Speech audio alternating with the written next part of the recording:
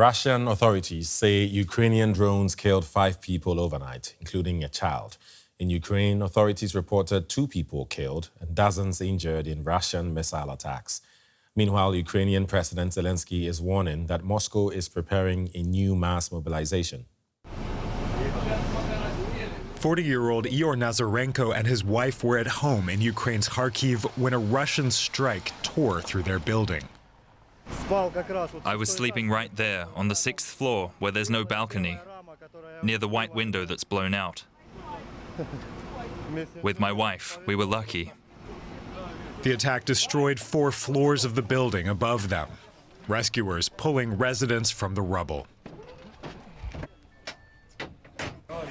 In Odesa, a barrage of Russian missiles hit this historic apartment building, injuring several more people. Ukraine's supply of interceptors has been running short, making it harder to stop Russia's increasing attacks. Across the border, Russian authorities in the city of Belgorod say Ukrainian drones killed several people here, including a child.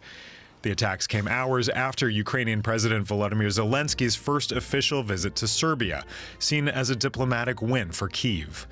Although Serbia's President Aleksandar Vučić keeps close ties with Moscow, he expressed support for Ukraine's territorial integrity. While in Belgrade, Zelenskyy warned that Russia's Vladimir Putin was looking for ways to bring more Russians into the war. He is thinking about how to deceive his own people. That is, to carry out a mass mobilization without actually announcing it, to draw up some sort of secret contracts, to seal off the borders. We can see this happening. We're already seeing plenty of these moves. Of course, the more people they mobilize, the greater the losses will be. Zelenskyy also said Ukraine's new ballistic missile could be ready for deployment later this year. All right, let's get more from Marina Miron. She's a military expert with King's College London. Hello, Marina. Always lovely to talk to you. We are seeing more deadly drone and missile strikes deep inside Ukraine and Russia. What does this escalation tell us about the current strategy of both sides? Good afternoon. Well, we have to understand that this has been going on, perhaps at a more reduced scale since October 22, when General Sergei Surovikin took charge on the Russian side of the troops in Ukraine. And this is nothing new in terms of operational approaches, because this leads back to a concept that existed during the Soviet times, meaning deep operations. And the idea was somewhat different execution, but broadly speaking, is to see an adversary as a system. So it wasn't that you had to fight the troops on the line of contact, but you also had to destroy the adversary's capability of sustaining the troops, meaning ammunition factories, logistical hubs, and so on and so forth. And so this is what we have been seeing throughout the years, with a new intensification in strikes since May of this year. And on the Ukrainian side, we're seeing the same, but Ukraine didn't have the capability from the very beginning to strike deep into Russian territory. And what Ukraine is doing is trying to find alternatives to the lack of the likes of ballistic missiles by using drones. And some of those drones are even being launched from Russian territory. So both sides are essentially following this deep operations doctrine to a certain extent, in order to accumulate the effect and get some sort of a breakthrough. Right. Now, Ukraine says it is running critically low on air defense interceptors. How vulnerable does that leave cities like Kharkiv and Odesa to Russian attacks? In general terms, they are vulnerable, but for different reasons, and they also have a different strategic meaning. For Kharkiv, we have to look at the geography. What Kharkiv is a logistical node, and it's located close to Russia's border. So for the Russians, they don't need to use the same means to attack Kharkiv. And so perhaps medium-range air defenses, so a different kind of air defense systems, could be helpful there. And of course, we also know that a few Patriots wouldn't hurt, but systems such as IRIS-T. Now, as far as Odessa is concerned, Odessa is located on the Black Sea, and it has an extensive port infrastructure. And so for the Russians, it is strategic from the point of view of leaving Ukraine landlocked without any access to the Black Sea, because the Russians are saying Ukraine is getting its ammunition supplied through the water. And therefore, Odessa has become a strategic focal point for now. Right. Here's what many do not understand. Why are Ukraine's allies not giving them what they need to defend and protect themselves? We have to separate in the allies. So one specific ally would be the United States, which has promised Ukraine the technology. So essentially a license to manufacture Patriot PAC-3 missiles. And the other allies are European allies who are operating Patriot systems, who might have interceptors of their own. So those two are very different. And now, because of the war in the Middle East and the fact that the Gulf countries are also operating Patriot systems, there is a shortage of Patriot interceptors. And of course, there is a problem in terms of transferring sensitive technology. So the US the president cannot just say you can manufacture Patriots. It has to be coordinated with Lockheed Martin and with Boeing. So therefore, Ukraine is short because some countries don't have enough to give Ukraine, and other countries wouldn't give them for security reasons. Right. At the same time, Zelenskyy says Ukraine is developing its own ballistic missile. How long can that take, and how could it change things on the battlefield? Well, the first announcement about Ukraine developing a ballistic missile came in January 2025 from Vladimir Zelenskyy. So far, we have not seen anything in terms of any designs, or there is no information. That being said, what is useful to do is to assess Ukraine's capabilities of developing a ballistic missile. And Ukraine has the engineering know-how also from the Soviet times, because some of the missiles were developed in Ukraine. So from the engineering side, Ukraine could, in theory, be developing a ballistic missile.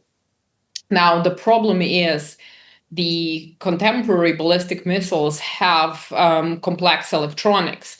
And that is something that Ukraine would most likely get from its Western partners. So overall, there is a capability, and indeed, there is also a possibility that Ukraine might soon have its first ballistic missile. The question is, what is the range of the missile? What is the payload of the missile? And most importantly, is not just developing the ballistic missile, but also the capability of producing it at scale. And that will be determining for its impact. Of course, it is going to give Ukraine more firepower. So in theory, if Ukraine could manufacture, say, 100 ballistic missiles a month, that would make a difference on the battlefield, because Ukraine could then combine ballistic missiles with drones in order to strike targets in Russia. But that is just a hypothetical, because to reach that number of missiles, Ukraine would have to have secure production facilities and all the components. And that is problematic given the fact that Ukraine needs also other things like artillery shells, air defenses, and so on. So how do you allocate resources? So in theory, yes, if enough number is produced, it could have an impact on the battlefield, which would be positive for Ukraine, but there are still a lot of question marks. Right, right. Now, President Zelenskyy also says Russia is preparing a new mass mobilization. We've not heard anything official from the Moscow side, but how credible is that assessment, you think? We have to be very careful when we're looking at official statements from both sides, because often they're used for informational purposes. And given the fact that there will be elections to the State Duma in Russia in September, of course, the Russian society is also questioning whether there will be a mass mobilization. We have to look at different indicators to assess the possibility of such a mobilization. And one of them, some Western sources have already published the fact that Russia is recruiting administrative staff to process new military recruits. And that could be interpreted as a preparation for mobilization, but that could be also something else. So we have to be very careful. Again, there is also another indicator, for instance, a change of laws regarding the reservists in Russia. They now can be summoned and sent to the front lines. Is it a way to avoid a mass mobilization, or is it a preparation for something? Very difficult to say. So in terms of the accuracy of Zelensky's statement, it cannot be verified at all, because yes, there are some indicators, but they can be interpreted differently. And of course, we have to remember that President Zelenskyy also talked about the possible presence or deployment, rather, of North Korean troops of about 30, then he said 50,000. Meaning that maybe that could replace part of the need for a mobilization. So we have to watch closely what is happening, but unless there is an official presidential decree, and I assume that the Russian side will not want to get people worried, then we cannot say Russia is indeed preparing a mobilization. And of course, it could also be the repetition of September 22, where there was a partial mobilization, which is not as politically damaging as a full mobilization. Right. So based on all that's happening now, what do you expect to happen on the battlefield in the coming weeks or months? It is difficult to predict what is going to happen on the battlefield, given the fact that there are so many unknowns. Right now, we're seeing Russian long-range strikes or intensification thereof. It will depend on Ukraine's capability to defend its critical infrastructure, because if Russia manages to achieve any significant strategic effect, that would weaken Ukraine's position on the battlefield in terms of sustainment of its troops and, of course, of defenses. Therefore, it is important to factor that in. It is also important to factor in Ukrainian strikes and whether they will have any cumulative effect using drones, such as the strikes that we have seen on Russian logistics, the road of Novorossiya, as well as fuel depots, which have triggered a fuel crisis, specifically in Crimea. It's now being slowly dealt with. That can also have an impact on the battlefield. So those external factors can, of course, influence what is happening directly on the front lines. Other than that, there are reports that the Russian forces are coming closer to Sloviansk and Kramatorsk. What their next actions will be, it depends. They might want to launch an offensive somewhere else in order to distract the Ukrainian troops. Of course, the Ukrainian command is taking that into account, but possibly we will see a grinding tempo in the coming weeks without any significant breakthrough on either side, and possibly preparatory measures before the weather changes in autumn and before there will be an operational pause in preparation for winter operations. Right, and indeed winter is coming. Marina Miron, military expert, King's College London. Thank you.